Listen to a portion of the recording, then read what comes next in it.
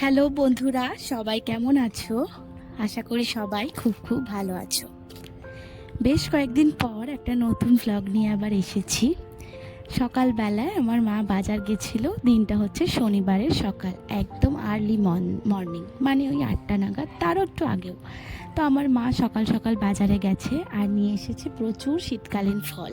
ততক্ষণ আমি আমার মায়ের ব্রেকফাস্টটা বানিয়ে নিচ্ছিলাম। ব্রেকফাস্টে ছিল হচ্ছে আজকে বাটার টোস্ট, আর একটু আগের দিন রাতের ছিল ডালিয়া। তো আমি আর মা সেটাই ভাগ করে খেয়ে নিয়েছি। মার মেয়ের সংসারে যা হয়, বেশি কিছু লাগে না করতে। তবে জানো তো, আমার মা হচ্ছে খাওয়া এবং খাওয়ানো দুটোর দিকেই একদম এক্সপার্ট। কি বলবো, যেরকম মানুষকে রান্না করে রেঁধে বেড়ে খাওয়াতে ভালোবাসে, সেরকম নিজেও যে 5টা সুন্দর তরকারি করে খেতেও ভালোবাসে। তো আর আমার হচ্ছে আতা, এই শীতকালীন ফল বা সবজি যাই বলো না কেন, এই শীতকালটা এলে কিন্তু এই জিনিসটা বরাবর ভালো লাগে যে প্রচুর ফলের সম্ভার।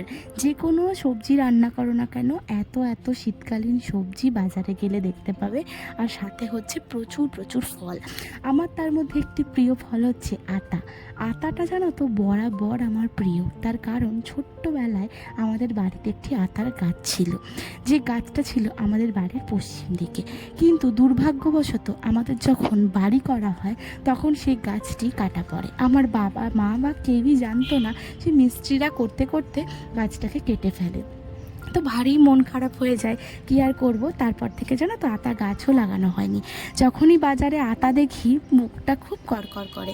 মনে হতো একটা টাইমে এত আতা পড়ে নষ্ট হতো, পাড়ার কাকিমাদের মা দিত, বা কত মানুষ আমাদের বাড়ি থেকে যে আতা নিয়ে যায়নি এরকম কেউ নেই, আমি তো বলতে পারবো। যখনই কেউ আসতো, মা দুটো করে আতা হাতে ধরিয়ে দিত। তো বড়ই স্মৃতি। তো আজকে হবে কচু বাটা আর পালক পনির। পালক পনির তো শীতকালে মাস্ট, আর সাথে হচ্ছে কচু বাটা।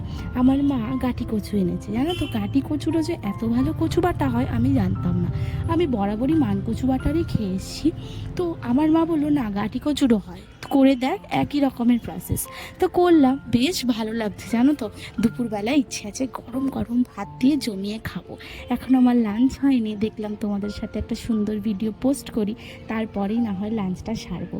আর স্নান টান করে একটুখানি এসেছি ছাদে রোদ পোহাতে আর গাছগুলোর সাথে কথা বলতে। চলো নেক্সট ভিডিওতে দেখা হবে। টিল